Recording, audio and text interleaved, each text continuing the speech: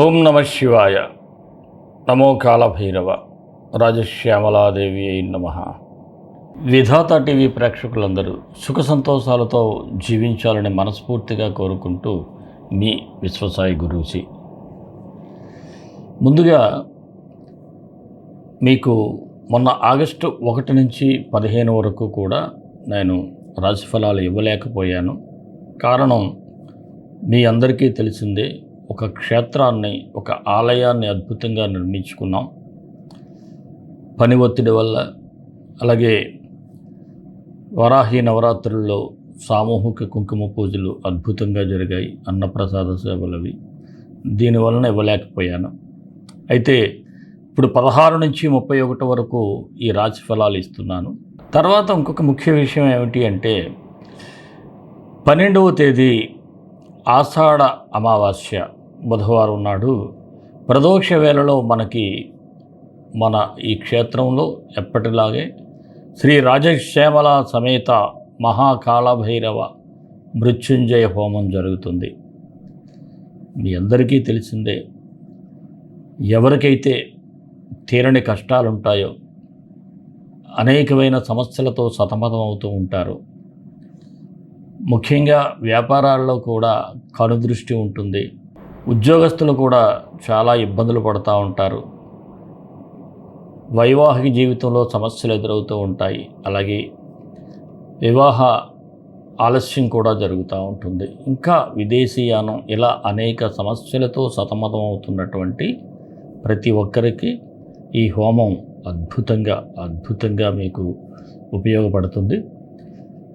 వెంటనే మీ గోత్రనామాలు రిజిస్టర్ చేయించుకోండి. మీరు స్క్రీన్ మీద స్క్రోల్ అవుతున్నటువంటి నెంబర్కు అమావాస్య హోమం అని పెట్టినట్లయితే డీటెయిల్స్ మీకు తెలియజేస్తారు.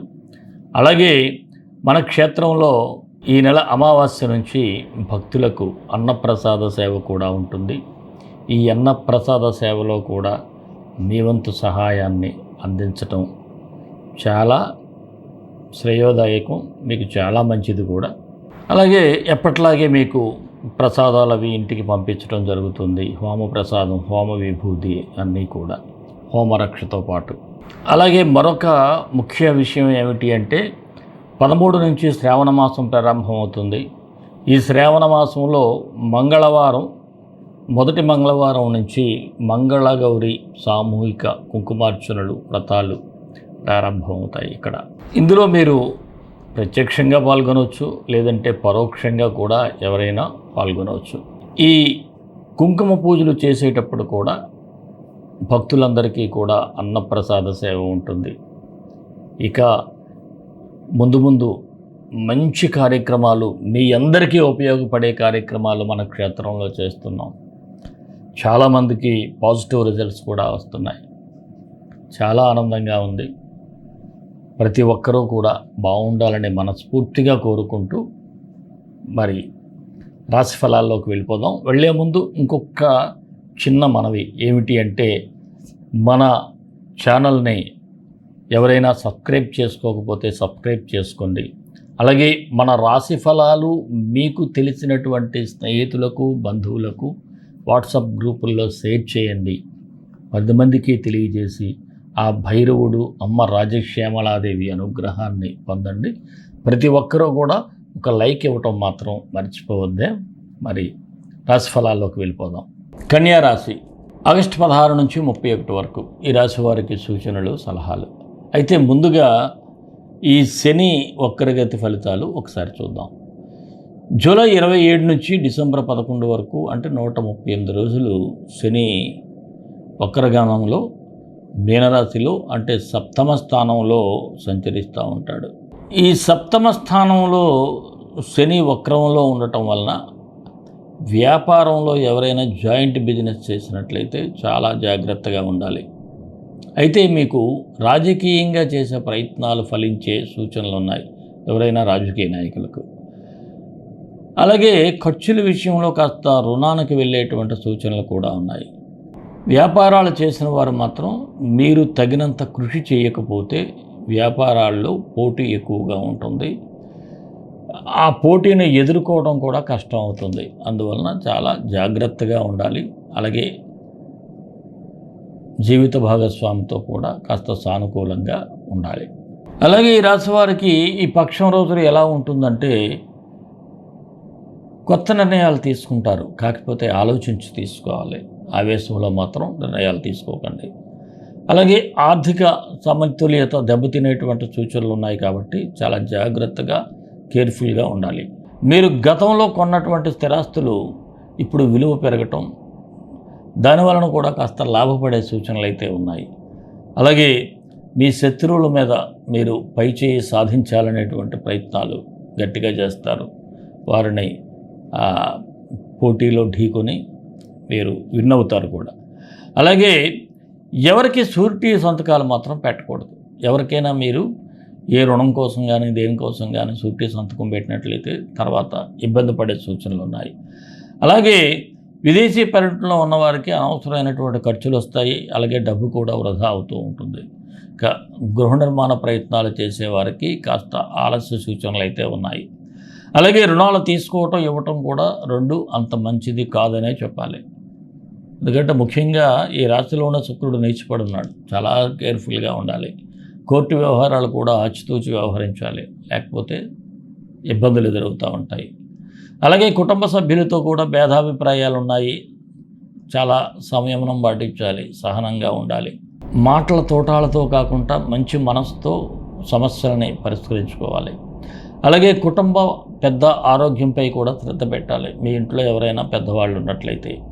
అలాగే వివాహం కాని వారికి వివాహ ప్రయత్నాలు కూడా చాలా గట్టిగా చేయాలి. చేస్తే ఫలితం శుక్రుడికి కూడా మీరు పరిహారం చేసుకుంటే బాగుంటుంది.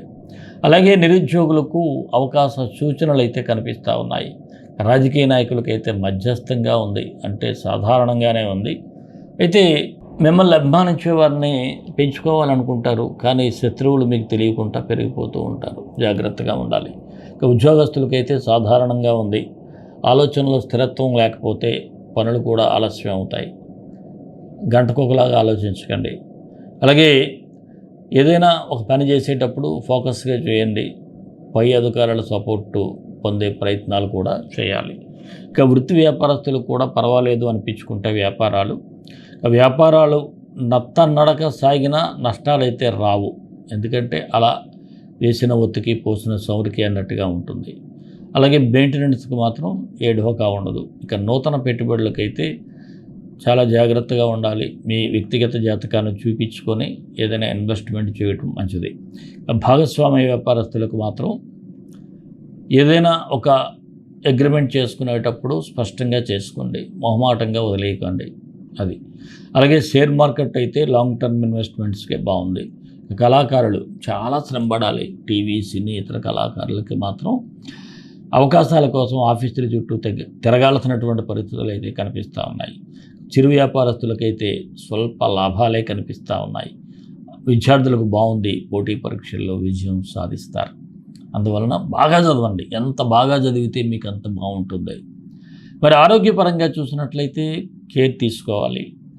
ముఖ్యంగా ఐ ఇన్ఫెక్షన్స్, బ్లడ్ ఇన్ఫెక్షన్స్ కూడా కనిపిస్తూ ఉన్నాయి. అందువలన చాలా జాగ్రత్తగా మంచి ఆహారం, వేడి నీళ్ళు తాగటం, ఎక్కువగా వాటర్ తీసుకోవటం చేయండి. మరి ఈ రాశి వారికి అనుకూలమైన తేదీలు ఏమిటి అంటే 16, 20, 28. కాస్త నిదానంగా వ్యవహరించాల్సిన తేదీలు 18, 23, 25. మరి కన్యా రాశి వారికి మరిన్ని మంచి ఫలితాల కోసం విశ్వగురు సక్సెస్ మంత్రాలు పఠించండి, విజయాలు సాధించండి. ఈ రాశి వారు నవగ్రహ స్తోత్రం చదువుకోవాలి. ఆదిత్యాయ చ సోమాయ మంగళాయ బుధాయ చ గురు శుక్ర శనిభ్యచ్చ రాహవే కేతవే నమః. ఈ మంత్రం డిస్క్రిప్షన్లో ఇస్తాను. 18 సార్లు ఉదయం సాయంత్రం పఠించండి. అలాగే ముఖ్యంగా ఈ కన్యారాశి వారు శనికి గురువైనటువంటి కాళభైరవుడిని ధ్యానం చేసుకోవటం, ఆ మంత్రం చదువుకోవటం, అలాగే వీలైనంత వరకు మన క్షేత్రంలో జరిగేటువంటి ఈ హోమంలో పరోక్షంగా పాల్గొంటే మీకున్నటువంటి సమస్యలన్నీ తొలగిపోతాయి. మరి మన ఇష్టదైవం కాళభైరవుడు, కాళభైరవ గాయత్రి. కాళకాళాయ విద్మహే కాళాతీతాయ ధీమహి తన్నో కాళభైరవ ప్రచోదయాత్. సర్వే జనా సుఖినో భవంతు, లోకా సమస్తా సుఖినో భవంతు. దేశం కోసం, ధర్మం కోసం, భారతీయ సంస్కృతి విలువల కోసం పాటుపడదాం. స్వస్తి విజయోస్తు.